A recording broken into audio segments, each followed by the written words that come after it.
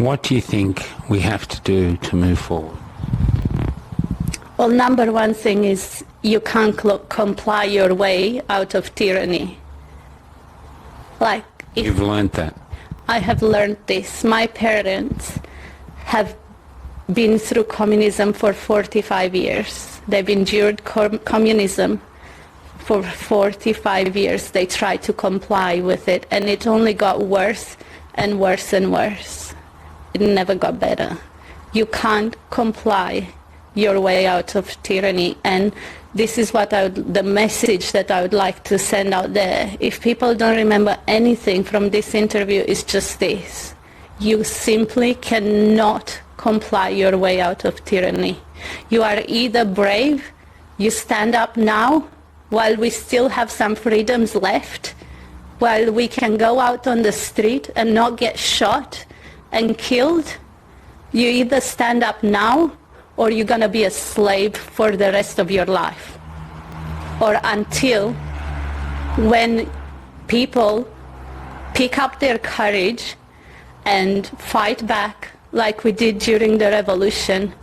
But then, if they don't stand up now, if they decide to stand up later, it's going to come at the cost of their lives. Mark my words. Mark my words. If we don't do it now, it will cost the lives of many people. In part two, this is just a little addition to it, to how they finally won. So they were getting shot in the streets. Mm-hmm. How did getting shot in the streets turn to victory? Well, you won't believe this, but it wasn't. So I want to explain the difference between a protest and a revolution, because we often call our protests revolution. They are not a revolution, they are protests. Not that I have anything against calling them a revolution, but I just want to make that distinction, because in a revolution, they were there to win, and they said, we are not going home until this government comes down. Kill us, do whatever you want with us, we are not going home. In a protest, you go there, march around nicely and come home to your house. So there's a big difference between a protest and a revolution, so I just want to explain that. So people kept turning up. They went into the media stations and they chased the people out. And we were watching TV, and all of a sudden it's this line, zzz, like there's nothing happening, and we were like, wow, this has never happened on TV. And then a few seconds later, it was the people from the People's Revolution, and they were like, we've taken over the media. It's ours now. From now on, you're going to hear the truth. No more indoctrination.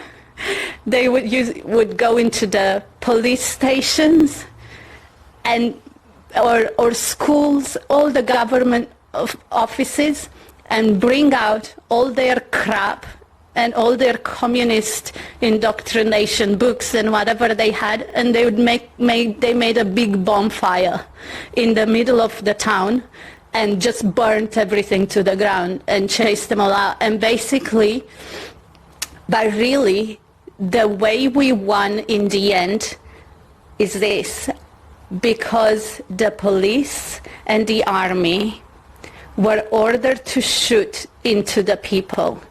And they did it for a while, for a few days. But at some point, their humanity kicked in.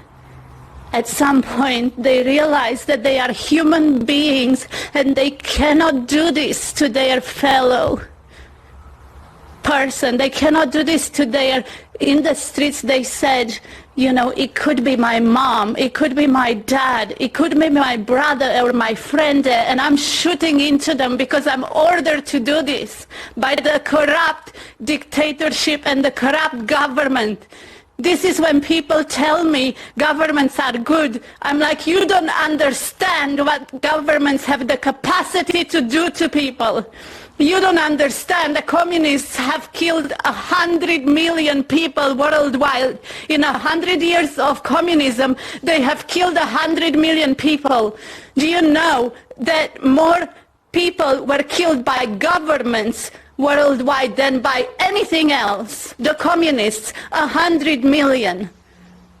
It's the government that's the real threat.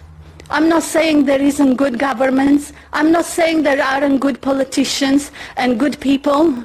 But when the government goes rogue, when the government turns into a dictatorship, then we have the duty to stand up and defend ourselves and defend our freedoms and defend our families and defend our future and the future of our nation and the future of our kids. Sorry, start again. Well, I just want to say that communism doesn't happen overnight. This is all planned, carefully planned, and it takes years and years of indoctrination to get to even where we are today. And communism, it's not going to happen. Freedom is not going to happen overnight. So it will take time, and people need to realize this. And the picture that comes to mind for me is, maybe if you've ever been to Sunday school, is of Joshua and the Battle of Jericho. They had to go round and round the walls a few times before the walls came tumbling down. Because, and this is what's going to happen, the wall of injustice, it doesn't come down overnight. It took them years and years to build and fortify their walls and their system. And it's slowly crumbling, and we can already see gaps into those walls, where the freedom warriors have, punched through those big, strong walls. And we've already made some cracks and some gaps.